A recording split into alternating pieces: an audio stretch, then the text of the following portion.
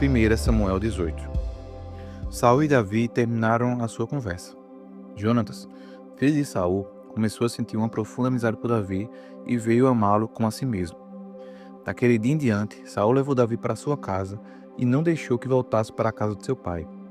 Jonatas e Davi fizeram um juramento de amizade, pois Jonatas tinha um grande amor por Davi. Ele tirou a capa que estava usando e deu a Davi. Deu também a sua túnica militar, a espada, o arco e o cinto. Davi saiu-se bem em todos os lugares aonde Saul enviou. Então, Saul promoveu a comandante do seu exército. Isso agradou a todo o exército, inclusive a outros oficiais. A inveja de Saul. Quando os soldados estavam voltando para casa depois de Davi ter matado Golias, as mulheres de todas as cidades de Israel saíram para encontrar o rei Saul. Elas cantavam canções alegres, dançavam e tocavam pandeiro e lira. Alegravam-se e cantavam assim: Saul matou 1000, Davi matou 10.000. E Saul não gostou disso, ficou muito zangado e disse: Para mim, as mulheres deram 1000, mas para Davi deram 10.000. A única coisa que está faltando agora é ele ser rei. E desse dia em diante, Saul começou a ter ciúme de Davi e a desconfiar dele. No dia seguinte, um espírito mau, mandado por Deus, dominou Saul e ele começou a agir como louco dentro de casa. Davi estava tocando lira, como fazia todos os dias, e Saul estava segurando uma lança. Então Saul pensou assim: vou espetar Davi na parede, e atirou a lança contra ele 2 vezes. Porém, nas 2 vezes, Davi se desviou. O Senhor estava com Davi e havia abandonado Saul. Por isso, Saul tinha medo de Davi. Então, Saul o afastou de si, pondo-o como oficial comandante de 1000 homens. Davi comandava seus soldados na batalha. E tudo o que fazia dava certo, pois o Senhor estava com ele. Saul viu o sucesso de Davi e ficou ainda com mais medo dele. Mas em Israel e em Judá todos amavam Davi, porque ele era um líder corajoso. Davi casa com a filha de Saul. Então Saul disse a Davi: Aqui está Merabe, a minha filha mais velha, e eu a darei em casamento a você, com a condição de que você me sirva como um soldado valente e fiel e lute nas batalhas de Deus, do Senhor. Saul pensava que desta maneira os filisteus matariam Davi e assim não teria ele mesmo que fazer isso. Davi respondeu: Quem sou eu e quem é minha família em Israel para que eu seja genro do rei? Mas quando chegou a época de Merabe ser dada em casamento a Davi, ela foi dada a um homem chamado Adriel, da cidade de Meloá. Porém, Mical, a outra filha de Saul, apaixonou-se por Davi, e quando Saul soube disso, ficou contente e pensou: Vou dar Mical em casamento a Davi, e ela servirá como uma armadilha para que ele seja morto pelos filisteus. Então, pela segunda vez, Saul disse a Davi: Você será meu genro. Ele mandou que seus oficiais conversassem em particular com Davi e dissessem a ele: O rei e todos os oficiais gostam de você. Esta é uma boa ocasião para você casar com a filha dele. Então, eles falaram com Davi e ele respondeu: Ser genro do rei é uma honra grande demais para uma pessoa pobre e sem valor como eu. Os oficiais contaram a Saul o que Davi tinha dito e ele ordenou que dissesse o seguinte a Davi: Tudo o que o rei quer de você, em pagamento pela noiva, são os prepúcios de 100 filisteus mortos, com vingança contra os inimigos dele. Saul tinha planejado isso porque assim Davi seria morto pelos filisteus. Os oficiais contaram a Davi o que Saul tinha dito e ele ficou entusiasmado com a ideia de ser genro do rei. Antes do dia marcado para o casamento, Davi e seus soldados foram e mataram 200 filisteus. Aí Davi levou ao rei os prepúcios de filisteus mortos e os contou na presença deles, para que assim se tornasse seu genro.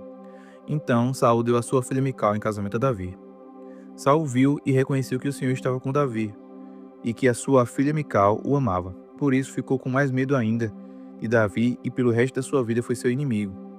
Todas as vezes que os exércitos filisteus saíam para lutar, Davi conseguia mais vitórias do que todos os outros oficiais de Saul, e assim ficou muito famoso. Salmos 63. Sede espiritual. Ó Deus, Tu és o meu Deus, procuro estar na Tua presença. Todo o meu ser deseja estar contigo.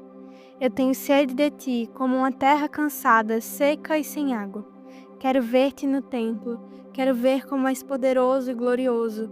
O Teu amor é melhor do que a própria vida, e por isso eu Te louvarei.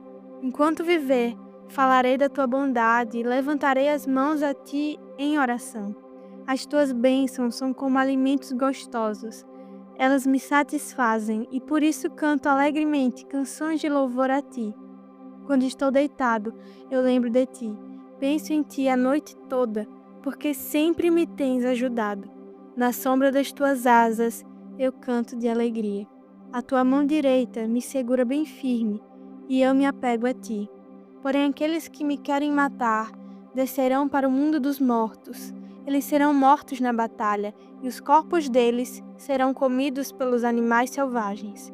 Mas o rei se alegrará, porque Deus lhe dá a vitória. Os que fazem promessas em nome de Deus se alegrarão, mas a boca dos mentirosos será fechada. Romanos 9. Deus e o seu povo. O que eu digo é verdade. Sou de Cristo e não minto. Pois a minha consciência, que é controlada pelo Espírito Santo, também me afirma que não estou mentindo. Sinto uma grande tristeza e uma dor sem fim no coração, por causa do meu povo, que é minha raça e meu sangue. Para o bem desse povo, eu mesmo poderia desejar receber a maldição de Deus e ficar separado de Cristo. Eles são o povo escolhido por Deus. Ele os tornou seus filhos e repartiu a sua glória com eles. Deus fez suas alianças com eles e lhes deu a lei, a verdadeira maneira de adorar e as promessas. Eles são descendentes dos patriarcas e, como ser humano, Cristo pertence à raça deles. Que Cristo, que é o Deus que governa todos, seja louvado para sempre. Amém. Eu não estou dizendo que a promessa de Deus tenha falhado. De fato, nem todos os israelitas fazem parte do povo de Deus. Nem todos os descendentes de Abraão são filhos de Deus. Pois Deus disse a Abraão: por meio de Isaque é que você terá os descendentes que eu lhe prometi. Isso quer dizer que os que são considerados como os verdadeiros descendentes de Abraão são aqueles que nasceram como resultado da promessa de Deus, e não os que nasceram de modo natural. Pois, quando fez a promessa, Deus disse a Abraão o seguinte: no tempo certo eu voltarei, e Sara, sua mulher, terá um filho. E mais ainda, os dois filhos de Rebeca tinham o mesmo pai, o nosso antepassado Isaque. Mas, para que a escolha de um deles fosse completamente de acordo com o plano de Deus, o próprio Deus disse a Rebeca: o mais velho será dominado pelo mais moço. Disse isso antes deles nascerem e antes de fazerem qualquer coisa, boa ou má.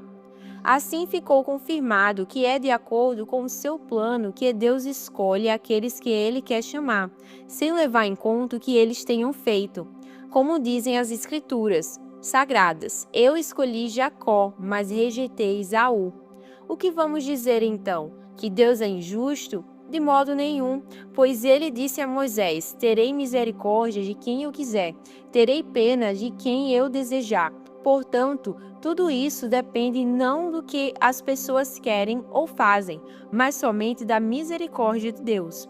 Porque, como está escrito nas Escrituras Sagradas, Deus disse a Faraó: foi para isto mesmo que eu pus você como rei, para mostrar o meu poder e fazer com que o meu nome seja conhecido no mundo inteiro.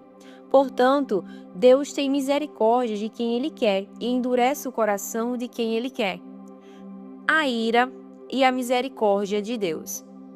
Algum de vocês vai me dizer: se é assim, como é que Deus pode encontrar culpa nas pessoas? Quem pode ir contra a vontade de Deus? Mas quem é você, meu amigo, para discutir isso com Deus? Será que um pote de barro pode perguntar a quem o fez: por que você me fez assim? Pois o homem que faz o pote tem o direito de usar o barro como quer. Do mesmo barro, ele pode fazer dois potes, um pote para o uso especial e outro para o uso comum. E foi isso o que Deus fez. Ele quis mostrar a sua ira e tornar bem conhecido o seu poder. Assim suportou com muita paciência os que mereciam o castigo e que iam ser destruídos. Ele quis também mostrar como é grande a sua glória, que ele derramou sobre nós, que somos aqueles de quem ele teve pena e a quem ele já havia preparado para receberem a sua glória. Pois nós somos aqueles que Deus chamou, não somente os que são judeus, mas também os não-judeus. Isso é o que ele diz no livro de Oséias. Aqueles que não eram meu povo, eu chamarei de meu povo. A nação que eu não amava, chamarei de minha amada. E no mesmo lugar onde foi dito, vocês não são meu povo, ali eles serão chamados de os filhos do Deus vivo. Isaías disse a respeito de Israel: mesmo que o povo de Israel seja tão numeroso como os grãos de areia da praia do mar, somente alguns deles serão salvos. Pois o Senhor julgará logo e de uma vez o mundo inteiro. Como o próprio Isaías tinha dito antes, se o Senhor Todo-Poderoso não nos tivesse deixado alguns descendentes, seríamos agora como da cidade de Sodoma, estaríamos destruídos como Gomorra. O povo de Israel e o Evangelho. O que vamos dizer então? Vamos dizer isto? Os não-judeus, que não procuravam ser aceitos por Deus, foram aceitos por meio da fé. Porém, o povo de Israel, que procurava uma lei para ser aceito por Deus, não encontrou o que estava procurando. E por que não? Porque eles procuravam alcançar isso por meio das suas ações e não por meio da fé.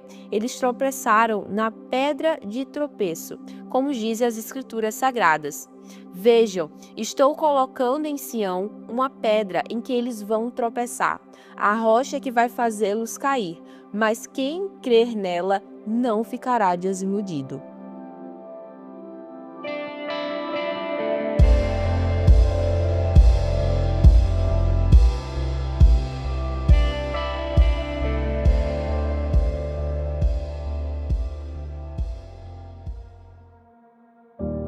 E vamos para o nosso momento de oração, aonde você estiver, se você puder, feche seus olhos e ore comigo. Senhor, muito obrigada pela tua misericórdia, muito obrigada por tudo que o Senhor tem feito em nossas vidas. Obrigada, Senhor, porque tuas misericórdias, como a palavra diz, elas se renovam a cada manhã. Toda manhã, todo dia nós temos uma chance de fazer diferente, de ser diferente, Senhor. Obrigada, Senhor, porque o Senhor sempre perdoa os nossos pecados. Obrigada, Senhor, porque o Senhor nunca nos abandona, independentemente do que nós achamos, o que nós deixamos de achar. Obrigada, Senhor, porque independentemente das circunstâncias, o Senhor sempre está conosco, nos amando, cuidando de nós. Muitas vezes nós não percebemos as coisas que o Senhor faz, ou muitas vezes nós não entendemos, mas que o Senhor possa colocar no nosso coração, Senhor, o sentimento de que nós estamos seguros, de que o Senhor tem controle de nossas vidas. Desde já, Senhor, vai diminuindo a ansiedade no nosso coração. Nós te agradecemos por tudo, Pai. Em nome de Jesus, amém.